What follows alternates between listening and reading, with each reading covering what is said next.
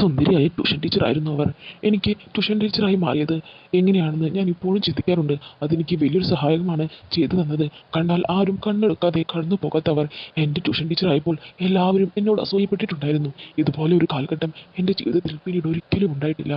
10 വർഷങ്ങൾക്ക് മുമ്പ് എനിക്കൊരു അല്ലലും അറിയാതെ വെറുതെ തെണ്ടിത്തിരിഞ്ഞ് നടക്കുന്ന പ്രായം.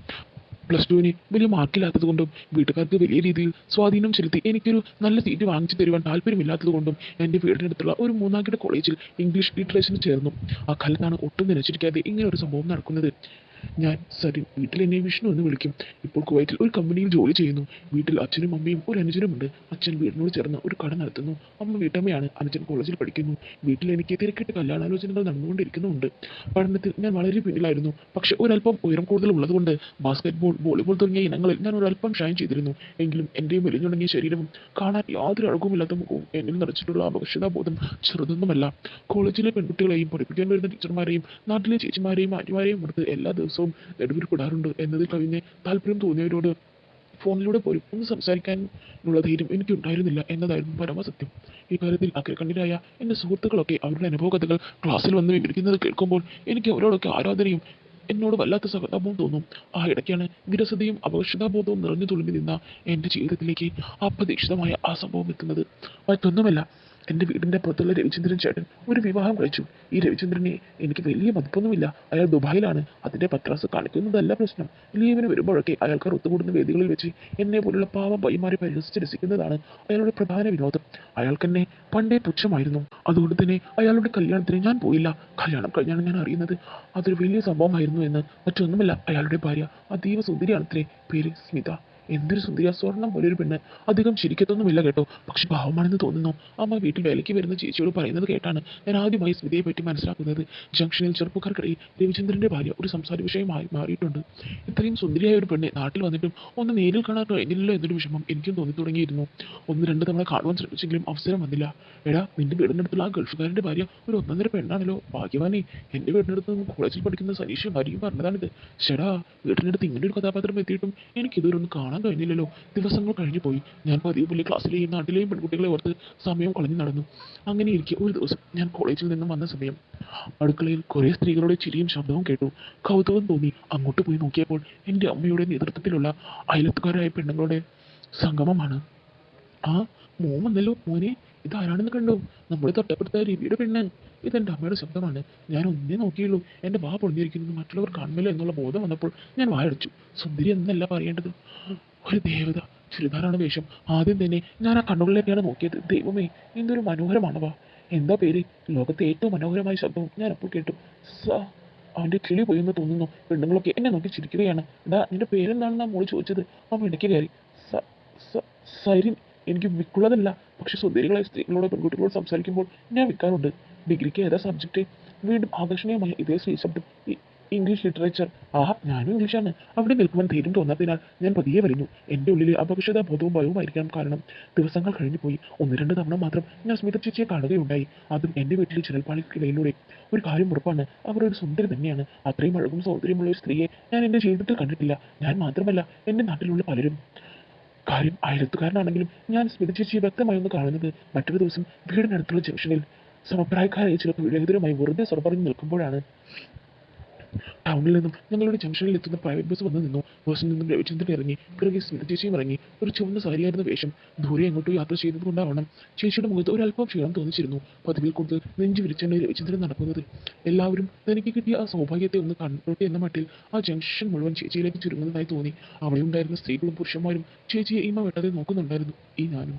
ചേച്ചിക്ക് സാരി നന്നായി ചേരുമെന്ന് അന്ന് എനിക്ക് മനസ്സിലായി. ഒരു പെണ്ണിന് ആവശ്യം വേണ്ട ഉയരവും വണ്ണവും മാത്രം, നല്ല ഐശ്വര്യമുള്ള മുഖം. ഇതിനിടയിൽ രസകരമായ ചില സംഭവങ്ങളും നടന്നു. ഇന്നേ വരെ എൻ്റെ വീട്ടിൽ വരാത്ത ചില അകന്ന സുഹൃത്തുക്കൾ എൻ്റെ വീട്ടിൽ സ്ഥിരമായി വരുവാൻ തുടങ്ങി. പണ്ട് സ്കൂളിൽ മാത്രം കണ്ടിട്ടുള്ള മറ്റു ചില വളരെ അകന്ന സുഹൃത്തുക്കൾ പരിചയം സ്ഥാപിക്കുവാൻ എൻ്റെ വീട്ടിൽ വന്നു തുടങ്ങി. ഇത് പരിധി വിട്ടപ്പോഴാണ് ഒരു കാര്യം ഞാൻ പതിയെ മനസ്സിലാക്കിയത്. ഇപ്പോൾ മാരൊക്കെ സ്മിത ചേച്ചിയെ വായി നോക്കുവാൻ ഒരു താവളമാക്കുന്നത് എൻ്റെ വീടാണ്. സുന്ദരിയായ ഒരു പെണ്ണ് നാട്ടിലെത്തിയാൽ ആ വാർത്ത കാട്ടുതീയേക്കാൾ വേഗത്തിൽ പടരും. അതെനിക്കത്ര രസിക്കാത്തതിനാൽ എല്ലാവന്മാരെയും ഞാൻ അടിച്ചു പിടിച്ചു.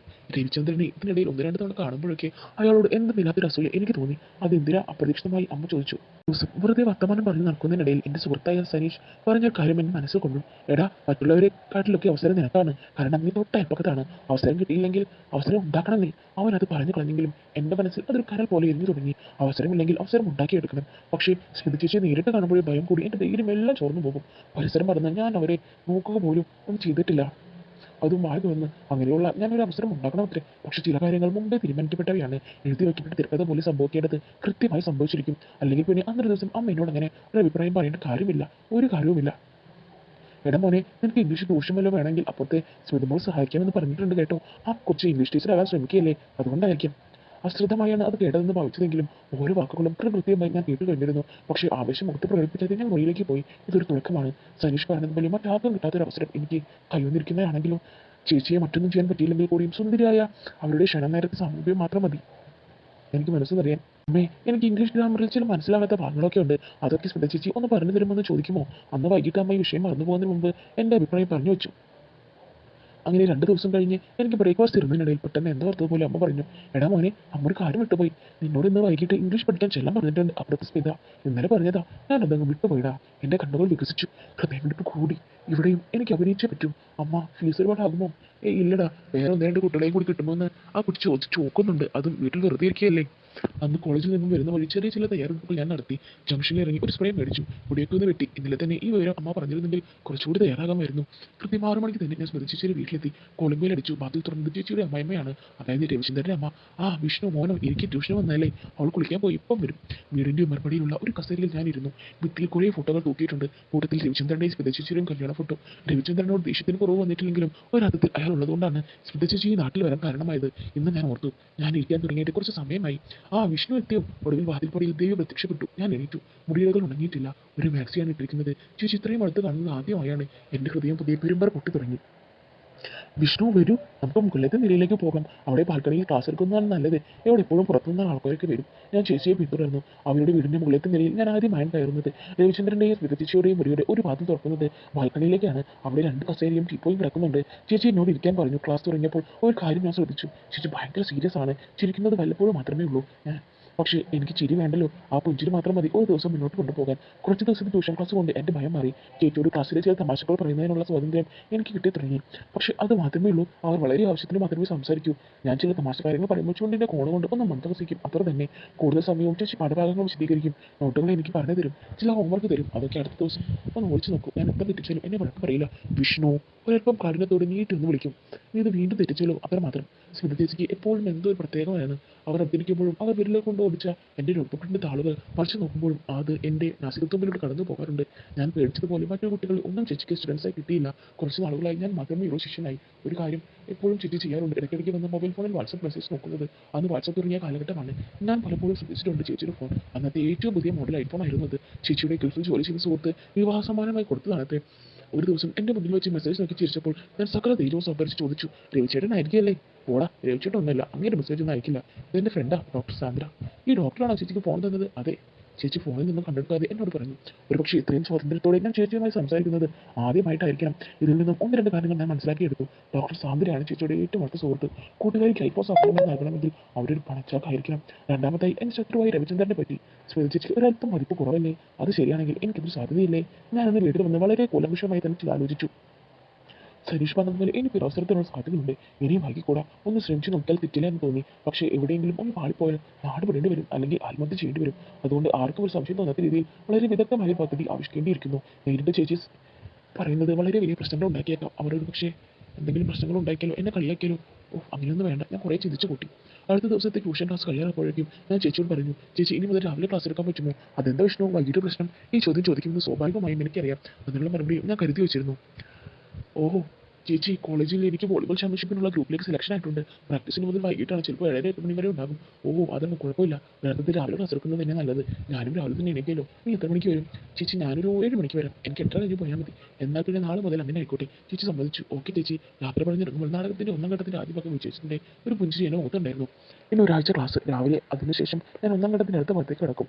ഞാൻ കരുതിയതുപോലെ തന്നെ ക്ലാസ് ഏകദേശം ഒരാഴ്ച കഴിഞ്ഞിട്ട് ഒരു ദിവസം ക്ലാസ് കഴിഞ്ഞ മുതൽ ഞാൻ ഒരല്പം വേദന അനുഭവിക്കുന്നതായി അഭിനയിച്ചു കൊണ്ടിരുന്നു. ചേച്ചി ശ്രദ്ധിക്കുന്നു എന്ന് എനിക്ക് മനസ്സിലായപ്പോൾ ഞാൻ പതിയെ പറഞ്ഞു, ചേച്ചി ഇന്നത്തെ ക്ലാസ് മതി, ഞാൻ പോയിക്കോട്ടെ. എന്ത് പറ്റും വിഷ്ണു? ചേച്ചി ചോദിച്ചു. ഞാൻ ബുക്ക് ബാഗിലേക്ക് ഇട്ട് പതുക്കെ ഇറങ്ങി, നാളെ വരാം ചേച്ചി. വിഷ്ണു പിന്നിൽ നിന്നും ചേച്ചി വിളിക്കുന്നത് എനിക്ക് കേൾക്കാം. കേൾക്കാത്ത മട്ടിൽ ഞാൻ ഒരല്പം തിടുക്കപ്പെട്ടതിൽ തന്നെ ചേച്ചിയുടെ വീട്ടിൽ നിന്ന് ഇറങ്ങി പുറത്തേക്ക് പോയി. അടുത്ത ദിവസവും ഞാൻ വീണ്ടും ചെറുതിലാത്ത വേദന അഭിനയിച്ചു. ക്ലാസ് തുടങ്ങി കുറച്ച് കഴിഞ്ഞപ്പോൾ തന്നെ വയറ്റിൽ അമർത്തി പിടിച്ചുകൊണ്ട് ഞാൻ ഒരല്പം മുന്നോട്ട് അന്നിരുന്നു. തൊട്ടടുത്ത ദിവസവും ഇത് ആവർത്തിച്ചപ്പോൾ ചേച്ചി ചോദിച്ചു, വിഷ്ണു എന്താ നിന്റെ പ്രശ്നം? ഞാൻ കുറച്ച് ദിവസം കൊണ്ട് ശ്രദ്ധിക്കുന്നുണ്ടല്ലോ, നിനക്ക് എന്തെങ്കിലും വേദനയുണ്ടോ? വയറിന് എന്തെങ്കിലും അസുഖമുണ്ടോ? ഈ ചോദ്യം ഞാൻ പ്രതീക്ഷിച്ചതാണ്. കാരണം അങ്ങനെ ഒരു അവസരത്തിൽ ഏതൊരാളും സ്വാഭാവികമായി ചോദിക്കാനുള്ള ചോദ്യമാണ്. എനിക്കതിനുള്ള ഉത്തരവുമുണ്ട്. ഇല്ല ചേച്ചി ഒന്നുമില്ല.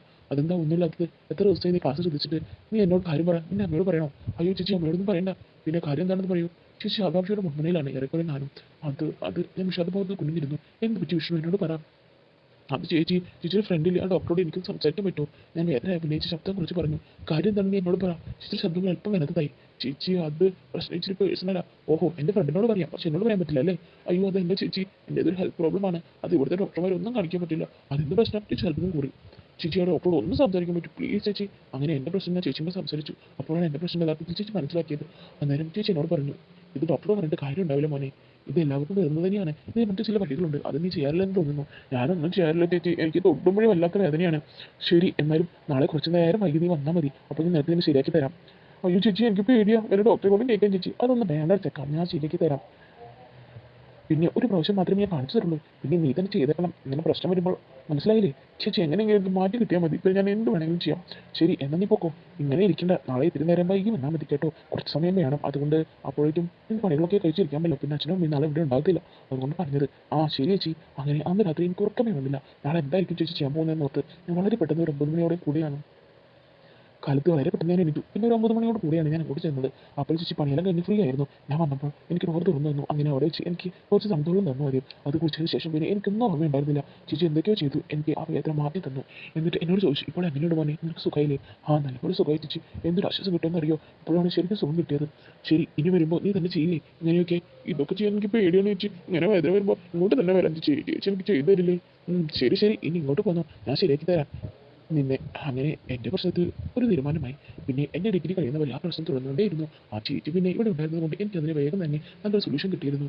എന്നാൽ ഡിഗ്രി കഴിഞ്ഞതിന് ശേഷം ചേച്ചി ഭർത്താവിൻ്റെ അടുത്തേക്ക് പോയി, ദുബായിലേക്ക്. അതിനുശേഷം എനിക്കങ്ങനെ വലിയ പ്രശ്നങ്ങളൊന്നും വന്നിട്ടില്ല.